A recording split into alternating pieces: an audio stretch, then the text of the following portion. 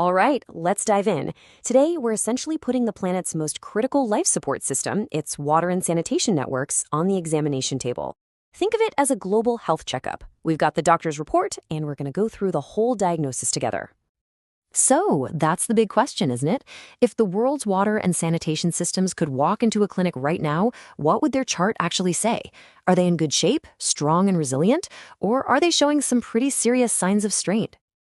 And to get our answer, we're looking straight at the latest UN Water GLS report. This is, hands down, the most complete assessment out there using data from over 100 countries. And with those 2030 global goals just around the corner, this diagnosis couldn't be more urgent. First up in our checkup, the blueprints. Does the world even have a solid plan for getting clean water and sanitation to everyone? We're talking about the policies and the national targets that are supposed to be the foundation for everything else. And you know what? The initial news is pretty good. It looks like the patient has a plan. Almost 90% of countries have national policies for water, sanitation, and hygiene, what we call WASH.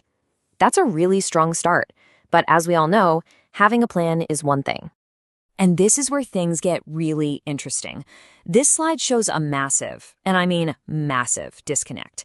It's like having these incredible architectural plans for a state-of-the-art hospital, but you've only got the budget and the crew to build a single waiting room. The ambition is absolutely there, but the resources to make it happen, they're just critically low. And that huge resource gap, it's not the only problem.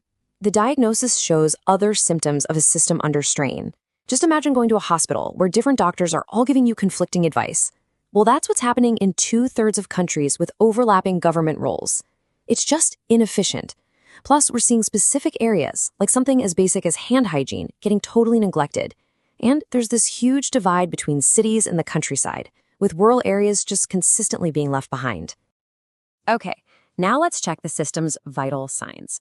We're talking about the two things that any system absolutely needs to survive: money and people, because without them, even the best plans in the world are just pieces of paper.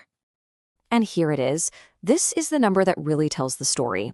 On average, there is a 46% funding gap. That's the difference between what countries need for their water and sanitation goals and the money they actually have. That is a massive, massive shortfall. So where is the money coming from? This chart is pretty fascinating. I mean, sure, government budgets and loans, they play their part, but look at that biggest slice of the pie. A full 50% of all spending comes directly from households. We're talking people paying their water bills, paying for services out of pocket.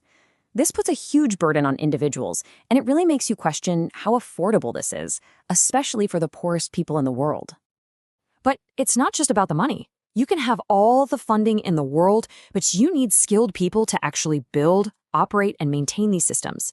And right now, there's a critical shortage. Fewer than 1 in 3 countries say they have enough skilled workers, and the problem is particularly bad when it comes to sanitation. And speaking of people, this right here shows another major gap inside the workforce itself. Women are just hugely underrepresented, and it's even worse in leadership roles. I mean, look at that difference.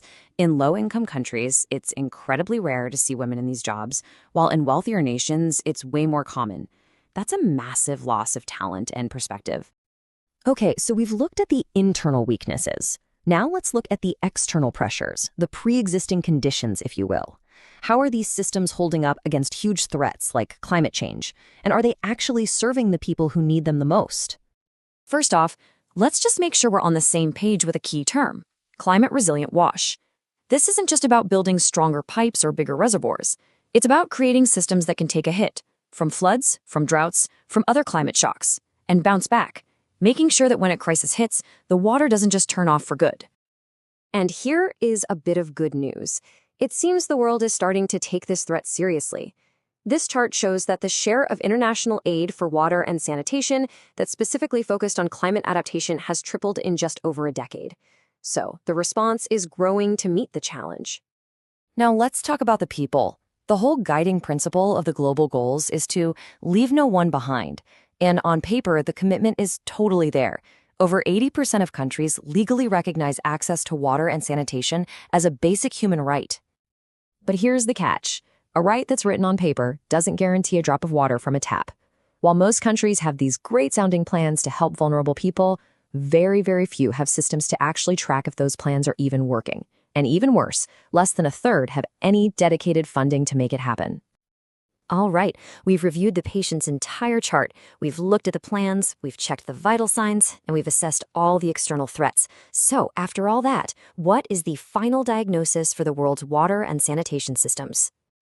Here it is, plain and simple. The patient has a good constitution. The plans and policies are strong, but it's suffering from some serious chronic conditions. Not enough money, not enough skilled people, and this persistent, frustrating gap between good intentions and what's actually happening on the ground. So the path to recovery, the doctor's orders, if you will, involves clearing 3 major hurdles. First, you've got to close that massive funding gap. Second, you have to fill the people gap with trained, skilled professionals. And third, you have to bridge that implementation gap to finally make sure that all these great policies actually lead to better services for everyone. So, we have the full diagnosis. The challenges are crystal clear, and honestly, so are the solutions. The ultimate question really isn't a technical one anymore. It's a question of will. The world knows what needs to be done to get clean water and sanitation to every single person.